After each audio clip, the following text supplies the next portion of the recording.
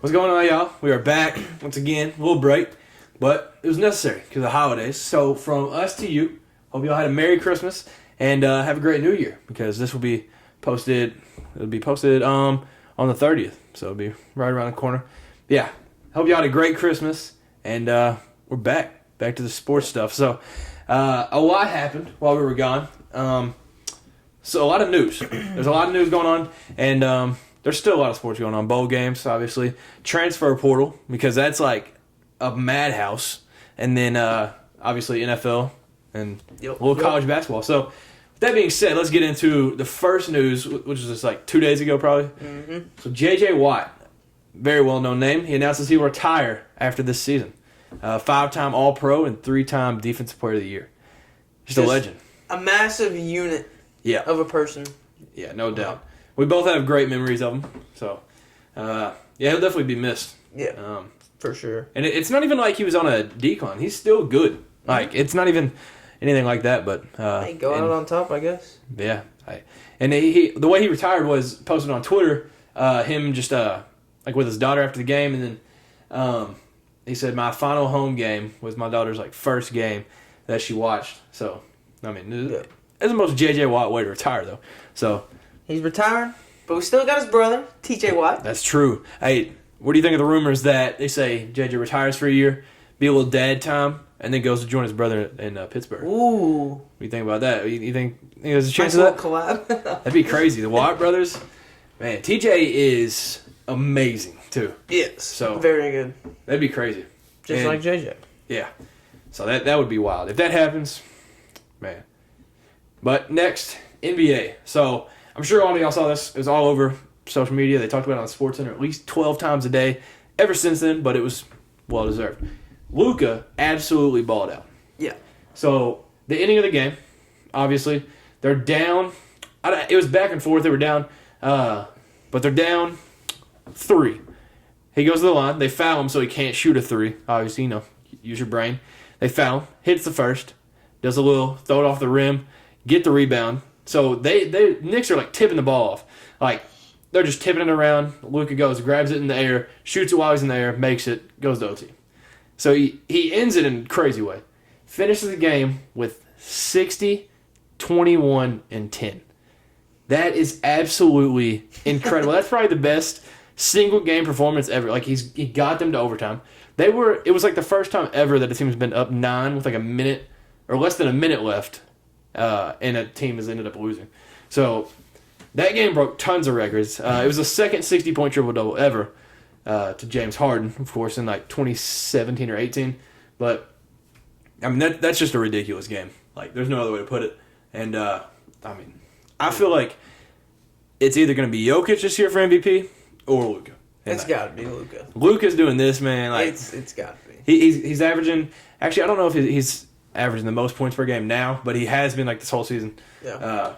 He's just crazy. He can take over a game at any point, and it's just wild because if you look at him, you don't think he's the best basketball player in the world. There's no way. You think, he's a little guy around the corner. You just work like Walgreens or something. But no, he's been absolutely balling. Deserves all the respect he's getting. And yeah, so looking back now, we've never talked about it before. Do you think, this has been brought up, you know how Luka was traded for Trae Young in that draft? Pretty lopsided trade. Now that we can say that now. So at first everybody was like, it's an even trade. Trae Young's been good, but no, it's not even close now. So yeah, Luka just been going crazy. So keeping it in basketball, me and you shared a little bit. Let me rant here in a minute, but we're currently ranked 19th. Kentucky is, and we're 8-4 overall, but. To start out with some good news, the rare good news of the season, we had black uniforms. So we wore them against Florida A&M last Wednesday. First time wearing black uniforms for us since 2009. So yeah, it was pretty dope. Yeah, I don't know who thought it was a good idea to wear black uniforms when the away team's wearing dark green because it made for horrible visual. So don't know whose idea that was, but they were sick. I love them, and I hope we wear them a couple times a year. It was just sick to see black. Any alternate's just awesome. Everybody loves an alternate. Dude, you can't go wrong. But now to the sad stuff. We've talked about it a lot. Kentucky, we'll just put it this way, is not where Kentucky basketball is or where it has been. And we lost yesterday to Missouri. Final score was 14. Game wasn't that close, though. Yeah. Like, we were truly just dominated. We looked like we had no idea how to play basketball. We cut it to 9. We were down 18, cut it to 9. They switched to a zone. 1-3-1, I think, was what they were running. We looked like we didn't have eyes and looked like we've never touched a basketball before. We would feed the high post or elbow, and then we'd bring the ball down below our waist. Taught that in preschool, not do that. And they just rip it, get a wide open dunk. They just keep adding to the lead. So, I don't know what to say about it, honestly. Me and you talked about, is he washed or has the game passed him by? I think there's an argument for it. Like, there will never be a world where I say fire Cal. One, we would be in debt for the history of life. Like, there's no way we could ever pay his money back. But that's one reason. And two, he has done so much for this university. And, I mean, I think it's crazy with how much success he's had. You can't say he can't coach. But you got to start to question whenever you're doing the same exact thing every game. And then in the press conference, it's constant repeat. Yeah. And he just doesn't know what to say. So I don't even know where to go. Like they were comparing. So like obviously there's 14 teams in the SEC. The bottom 4, they're not good. They didn't play yesterday. And then the top 5 that are contenders for the SEC: Tennessee, Kentucky, Arkansas, Auburn, and who am I missing? Alabama. So they played the next 5, and then you all beat Ole Miss. Alabama beat Mississippi State. What was the Auburn beat Florida. Then, I mean, this didn't end well, but LSU ended up beating Arkansas barely. But they played good. Yeah. The Arkansas fans are definitely not worried. And then we got manhandled. So, like, there's really no excuse. Missouri's a good team. I think they should have been ranked going into it. They were 11-1 going into it with a win over Illinois by like 20-something. Yeah. But it just feels like our offense is so stagnant. It's like a whole lot of standing around, get an open 3, you miss it, and it's like, oh, we can't score. So let's just go in, throw up some shots, hope we get fouled.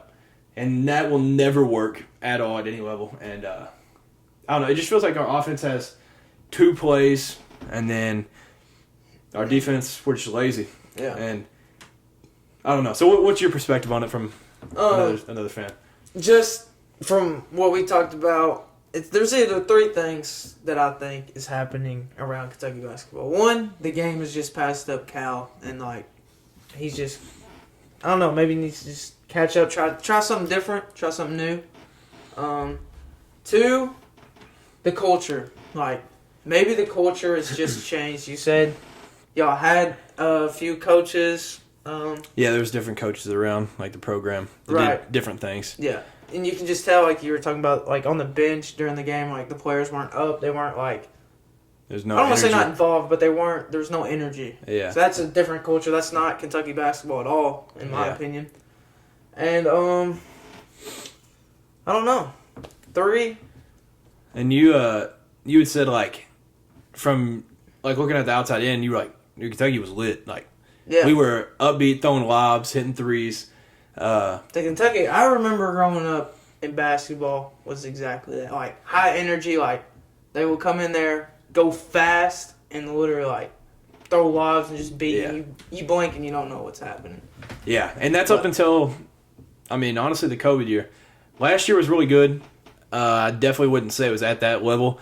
And that's what we all remember, and that's what we know Cal as. So it's so crazy to see where we're at right now. And I put this on here because I think it's a great point to make. If you want to bring up what Kentucky basketball means to the state, like obviously we have, like you're a Tennessee fan, you live in Kentucky, so not to you, but to Kentucky fans, basketball is literally everything.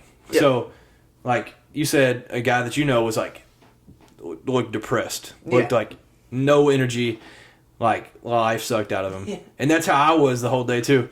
And it's just like, in Kentucky, obviously, there's no pro sports teams. Mm-hmm. We have, I mean, argue with a wall we're the best like college basketball like program ever. Like we can pull up the arguments later, but college that's like in the state of Kentucky is huge. Yeah. Because we have no sports team, so you can just imagine how much college basketball, college football just means, and other college sports too, mean for the state of Kentucky. Yeah, and I mean, if you want to bring up like the other schools, like Kansas, they don't have the. I mean, people talk about like the marketing there. Like Kansas isn't as big. Like I don't know how to put it in the right terms, but like Kentucky's another level. North Carolina, they've got like I know they're like NASCAR fans, and then they've got the Panthers, they've got the Hornets, like they've got other stuff. UCLA, it's LA. They could care less if they even have a college there.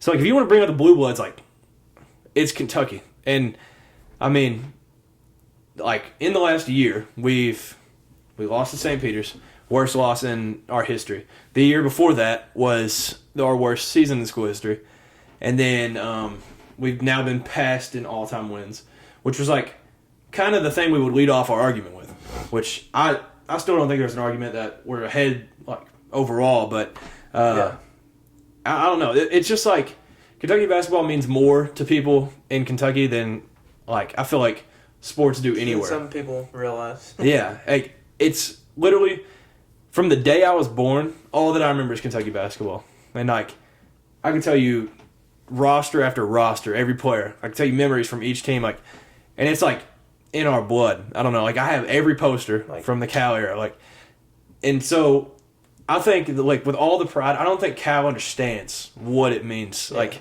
he always calls us like he used to do it, and it wouldn't make people bad. He'd be like, "You are basketball bennies." Like y'all don't know what you're talking about. Like, but we were winning when he was saying that. Now if he says that, it's like, dude, you're not winning games. It's not funny. It's not cute. Like, cut it out. Yeah. But what we've been seeing is not Kentucky basketball, and long story short, yeah. And I think what hurts is, so if you look at like Indiana, they're good now, but if you look in the last like 10 years, that's one of the historically best basketball programs of all time. They did not care. Their fans were out of it. They were not good. And if we ever get to that, I don't know what, like, the worst thing that you can have for a team is your fans stop caring. Like, that will drain everything. That's when you're down bad. Yeah, that cannot happen. And I think what really decides it, I will never say fire Cal, get rid of Cal, unless if we're bad next year. Because for this year, I'm giving him the benefit of the doubt. Like, it's transfers. Like, maybe it's just not his style. But next year, we have exactly what he needs. Like, we were good with all those freshmen. We have the best freshman class we've ever had coming in next year. If we're bad with that team, I'm right on the train. I'm getting him out of here. I don't care what we got to pay. Get him out of here because it's not working. And it's gone. And I just feel like Cal is nearing the point where he's like, all right, it might be my time, because like you'd be blind to not notice that he's gone off. And I just think it's sad, because if this lasts much longer, that's what he'll be remembered for, and not the championship runs and the great teams, the 38-0 like championship. And I just think it's so sad, because Cal is not that guy, and he's not like this loser. So I don't know. It's just gotta like be fixed. Yeah, ASAP. basically. Before we wrap up Kentucky basketball, I remember my third point. So, things to ask about Kentucky basketball. Culture. Has the game just passed up Cal in general? Or two, is it that, Cal has been coaching for a while, and for Kentucky. Has he just got, I don't want to say complacent, but more, I guess, since he's gotten older, like stubborn, how we were kind of talking about. Yeah. And not really wanting to listen to most. But then again, he's also been successful, so why should he listen? Yeah. But, so, I think that's like three main things with Kentucky basketball. Yeah. And I mean, it's just like, I don't know, North Carolina's down right now too, so it's not as bad of a thing. Louisville is horrible, so that doesn't like make it absolutely awful. But we play them this weekend. If we lose to Louisville, this dude people will literally go to Cal's house, put up for sale signs or something. They're like, Kentucky fans are crazy. That's dirty. Kentucky fans are crazy. If we lose to Louisville, like, that's just not something. Y'all won't lose to Louisville. And if we don't make the tournament this year, which I feel like whenever I come back to reality, we have 4 losses, and we're like, oh, what if we don't make the tournament? Which I mean, but 4 losses before January doesn't happen. And that loss last night was our second worst loss in an SEC opener ever in school history. So when was the last time y'all lost that SEC opener? I don't even know. I know we've lost a couple just because we've struggled early, but yeah, I have no idea. I guess the 2020 COVID team, but man, it just doesn't even feel right. Last night I was so mad. I had to leave the living room. I had to go watch it on my phone, and I was like, I can't even be around anybody right now. This is depressing. Yeah. But in other news, Tennessee basketball is doing good. So moving on, Tennessee basketball. We're ranked 7th, 11-2. We won our SEC opener to Ole Miss. It's a close game, but y'all figured it out at the end. Ole Miss started off hot. I think they said they were shooting 60-some% in the first half. Something crazy. That always happens when you got a good number next to your name. The other team just goes crazy. Yeah, the most threes we've allowed in a game this year is 7 or 8. And that was to Colorado, the first game of the season. And within 10 minutes of the first half, Ole Miss already had 4 or 5. So it was kind of nerve-wracking at the start. But we figured it out. Vescovy, 22 points. Shout out to him. Hey, and they were clamping. So he was working hard for the buckets. Yeah. So that's impressive. Hey, shout out to Ole Miss, too. Good little basketball team. They played good. Gave us our run for our money. But it's not good enough, though. That's not good enough, man. Gotta face it. We got by, so 1-0 on the SEC. Yep, and the Big 12 Challenge coming up soon, so another big test for the Vols. So moving on to our teams in football. Real quick, transfer portal news. Obviously, the Music City Bowl is coming up Saturday, but the transfer portal has been great to us so far. Obviously, it's not came out completely yet. It's not 100%, but it's 99%. Liam Cohen's coming as the offensive coordinator. So that's helping get some of these recruits, I think. We've got offensive lineman, Marquez Cox from Northern Illinois. He was one of the best lineman transfers. And then we got Tanner Bowles from Alabama.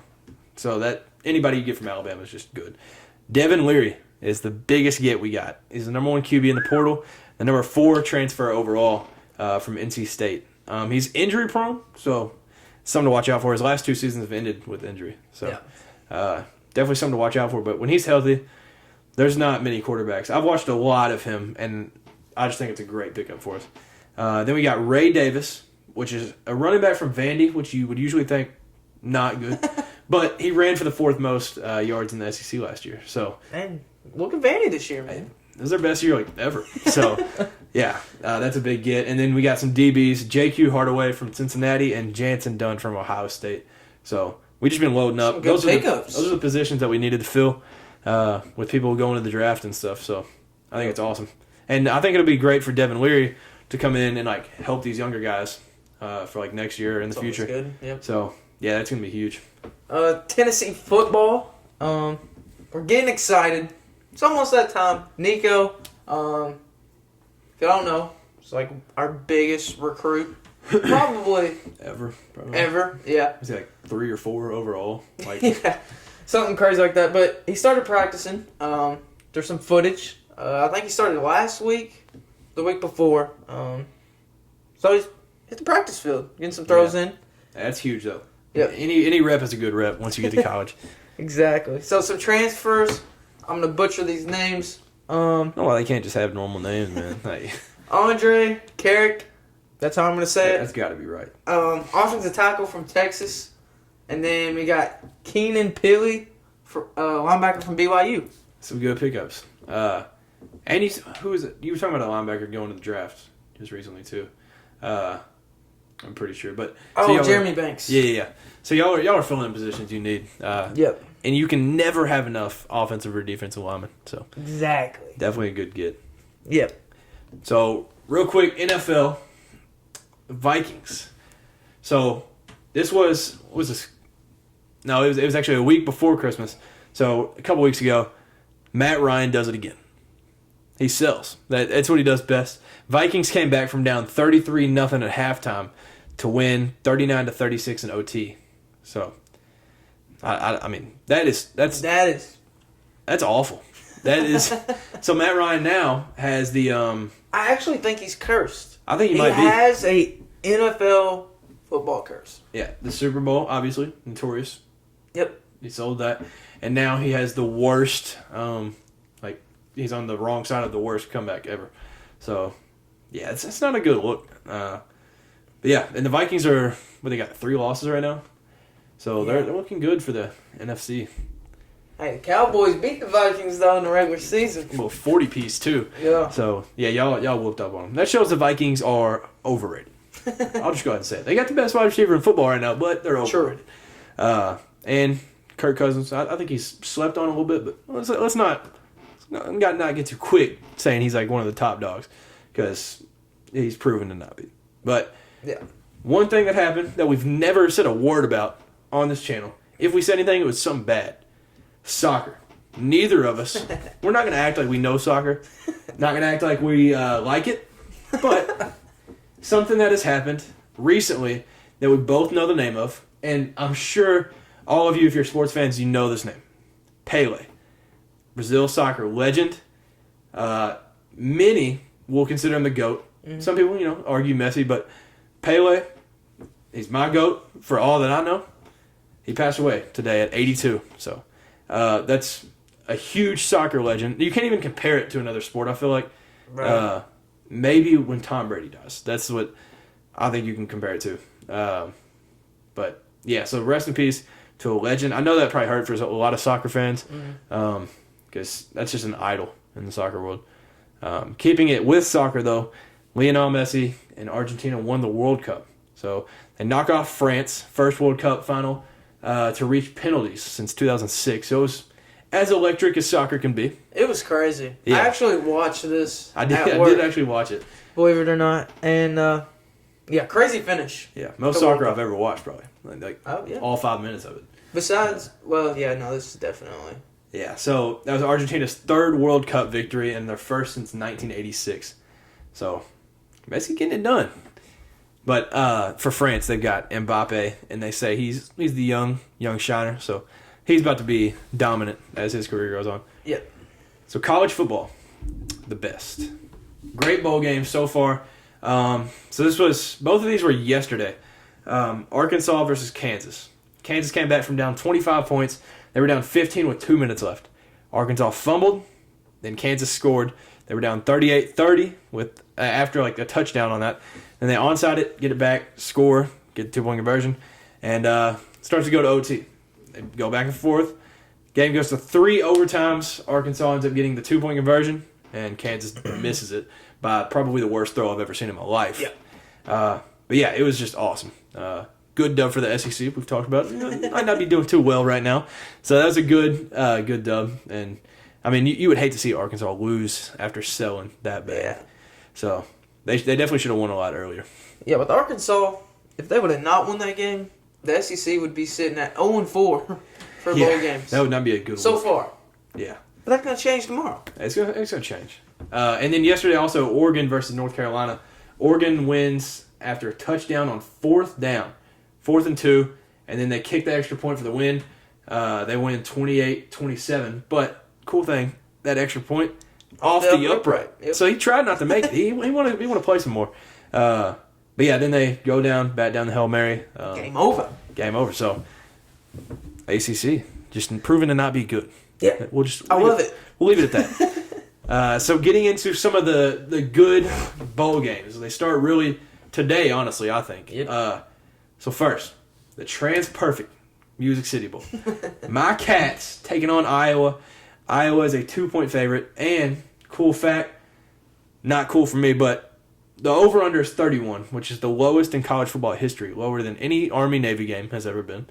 And lower than any, just bad teams I've ever had. So, that's not a good look, to say the least. A lot of opt-outs both ways. And we played them last year, so we're just annoyed with it, I feel like. Yeah, so who are you taking in this? I'll share mine in a second. I'm taking the Cats, and I got to roll with the SEC. Nothing away from Iowa. I got Kentucky 17-13. So just right under the over-under. So yeah, I mean, I can see it. But I'm putting my score at a hopeful prediction. because it's going to be Coach Romero and our wide receiver coach calling the plays. And I feel like we're just going to experience. It's going to be like, you know what? Screw it. Barry and Brown down there somewhere. I mean, we'll probably play 3 quarterbacks in this game. We'll probably play like 30 wide receivers, 10 running backs. Like, they might call some people out of the stands or something. We'll just do some crazy stuff. I'm going 30-10. That'd be amazing. That would be amazing. Like, we need For it. Kentucky fans. Yeah, that would be so awesome. After a disappointing season, it's a great way to end the season. So that's what I'm hoping for. Next, we got the Capital One Orange Bowl. Oh, yeah. Number 6, Tennessee versus number 7, Clemson. Tennessee. Clemson is a 6-point favorite. Man. I got Tennessee, of course. This dirty. Clemson being a 6-point favorite, in my opinion. But I like being the underdog. You think it's because, like, Jalen Hyatt and Cedric Tillman? Like, you think it's because, Yeah. Probably taking account for everybody that declared. Yeah. Because we had a lot of people declare, honestly, in my opinion. I feel like. Lot. But I got Tennessee 38-28. And to talk about some of the players that declared, I'll go ahead and name some off. Jeremy Banks, talked about earlier. Linebacker, he declared. Jalen Hyatt declared. Cedric Tillman declared. Byron Young, he declared, but he's going to play in this bowl game, so that's huge. Shout out to him. That's respect. Big respect. We got Joe Milton, still a quarterback. Who can sling it? Jalen Wright, I'm sure. I'm still not sure about Jabari Small. I haven't heard words, so I'm assuming he's playing. No, you hinted at Brew McCoy. I think he might be staying. Brew McCoy, So. there's a rumor, or he might have said that he might be coming back next year, so I'm going to go ahead and assume he's playing in this bowl game, which would be huge. So we've lost some, still have some. We'll see. I also think the Vols get it done. And I think y'all score a lot.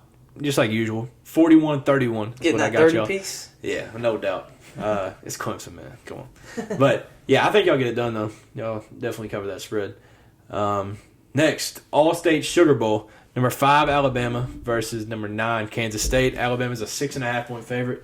Like you said, was it Byron Young still playing after he declared? Bryce Young and Will Anderson are still playing. Projected number 1 and number 2 pick in the draft. And they say, you know what? I love this university. I'm about to play for them one last time. So they're going out the right way. I know a lot of the old folk like it. So, yeah, I like it, though. And for that reason, going to Alabama. They might win big. But I'm taking Alabama 45-34. I have Alabama winning by a pretty good margin. 45-20. Yeah, I can see it either way. Blowout or a close game. And you got the Goodyear Cotton Bowl. Number 16, Tulane versus number 10, USC. USC is a 2-point favorite. I'm going USC 40-27. All right, so we both kind of have like a pretty large spread, kind of. I got USC 52-17. I just really don't see Tulane giving USC any problems. Yeah. See, I just don't know enough about Tulane, so I don't want to be the guy to like underestimate them and then actually keep it close. Like, so I don't know. Like USC could maybe win by 100. We don't know, but or could go into triple OT or something crazy. Never know. Yeah, I'll watch it no matter what. But then we got the Rose Bowl, granddaddy of them all. Number 11, Penn State versus number 8, Utah. Utah is a 2-point favorite. First disagreement right here. I'm going with Utah 41-28. Okay. I got Penn State, the Nittany Lions, 28-24. Yeah, I can see it either way. I low-key just said Utah just because you were taking Penn State. But, yeah, I just hope it's a good game. Rose Bowl is awesome. Yeah. I just love that game every year. But now, for the big ones. College football playoff. Let's go. The Verbo Fiesta Bowl. Number 2, Michigan versus number 3, TCU. Michigan is a 7.5-point favorite. We had some disagreements. I don't know if it was the last pod or the one before, but... About TCU? Yeah. Yeah. Boo. Man, we're going to see. But now I just don't know how to test it because, like, I don't really see Big 12 teams other than Oklahoma. They just got smacked every time. So, I don't know. But with that being said, I'm going to try to back them. I honestly do think Michigan will win.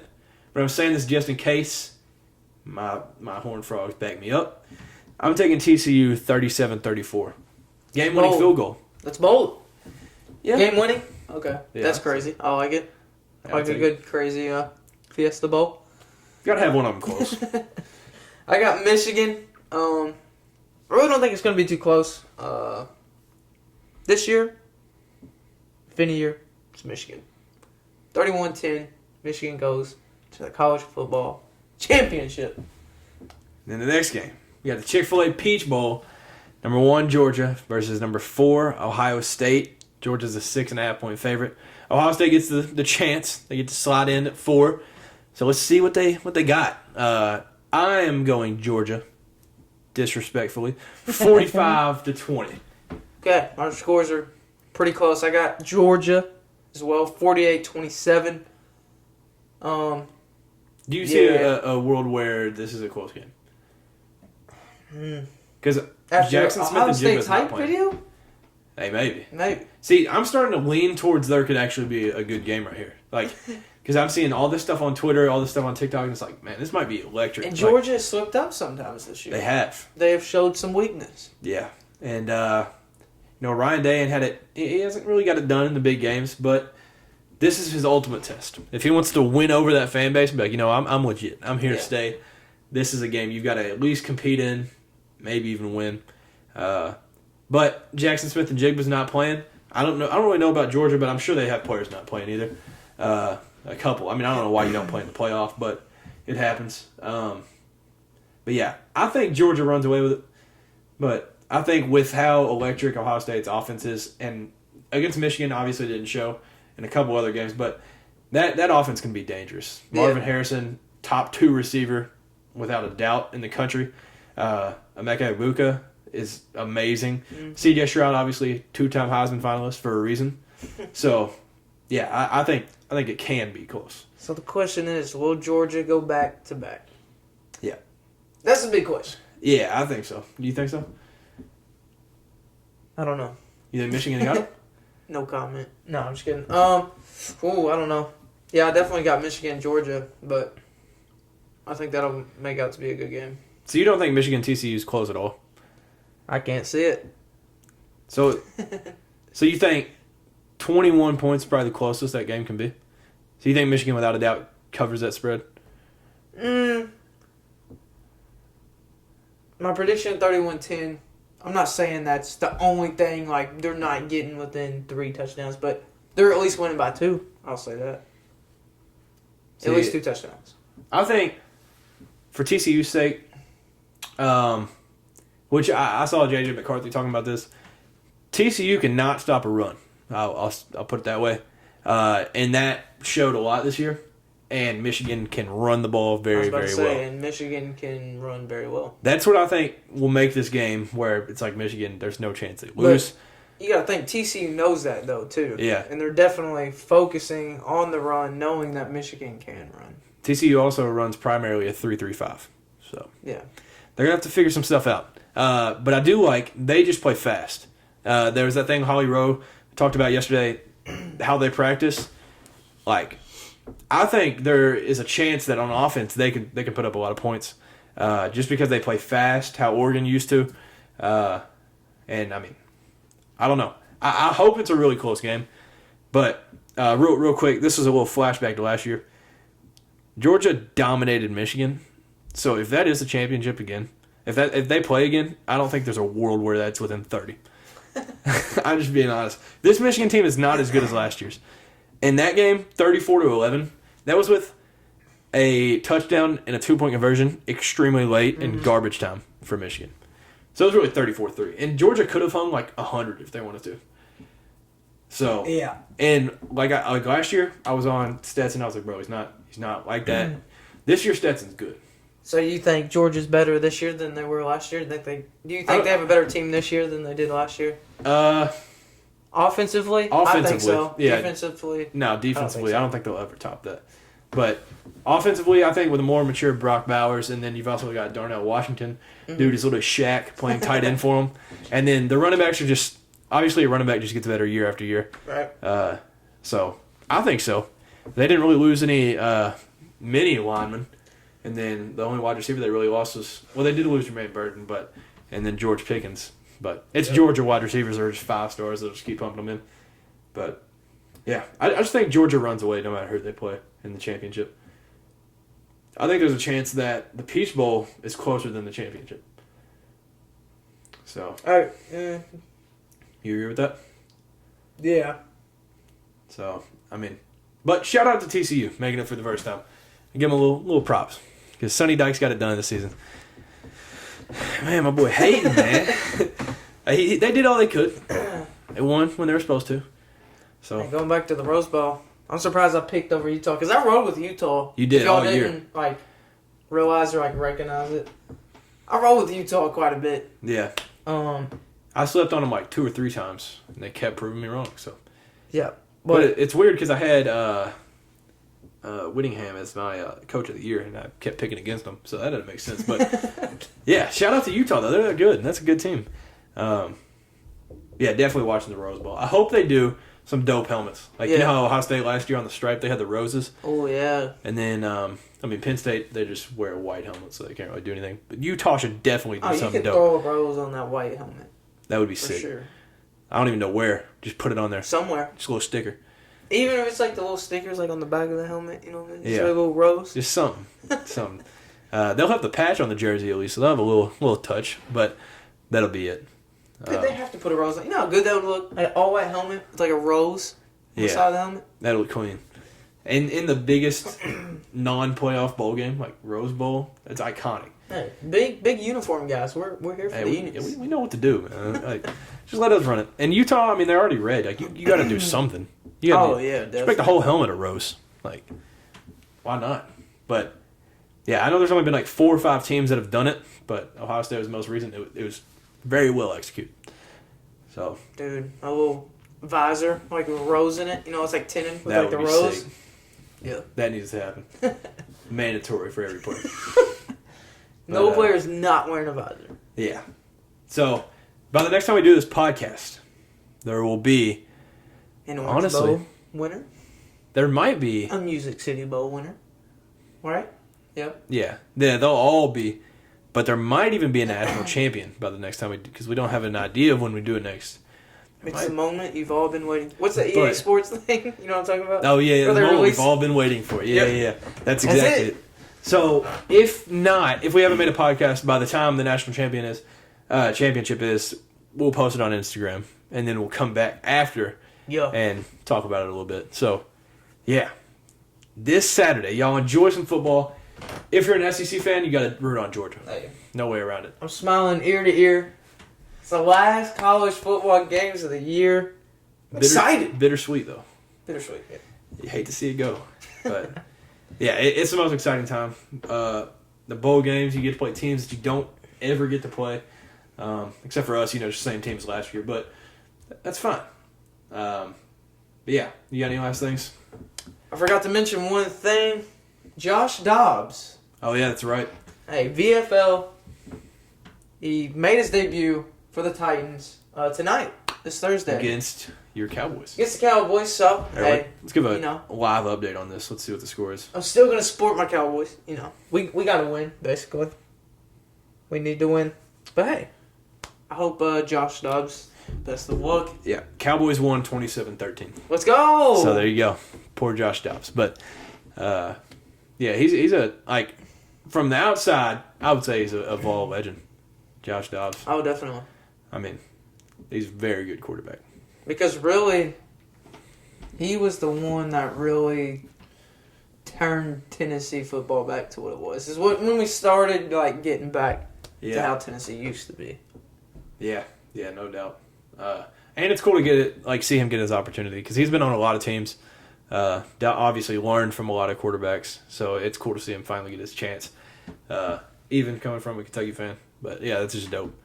But yeah, any closing remarks outside of that? Fall Nation, stay wild. Let's get wild for this Orange Bowl. Show them who the real Orange team is, man. And the Cats, man.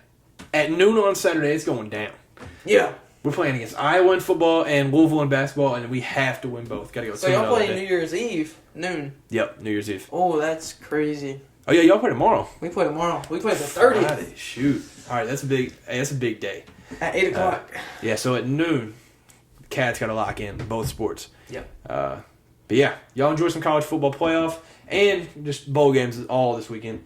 And some good NFL. 2 weeks left. So, yeah, thank you all for tuning in once again. Comment below who your national champion is, because there might be some people out there that think TCU or Ohio State win. We'll see. But, yeah, so thank you all. Y'all enjoy the rest of the week. Have a great weekend. And have a great New Year. New Year, yeah, that's what I was going to say. So, yeah. Thank you all. Peace. See ya.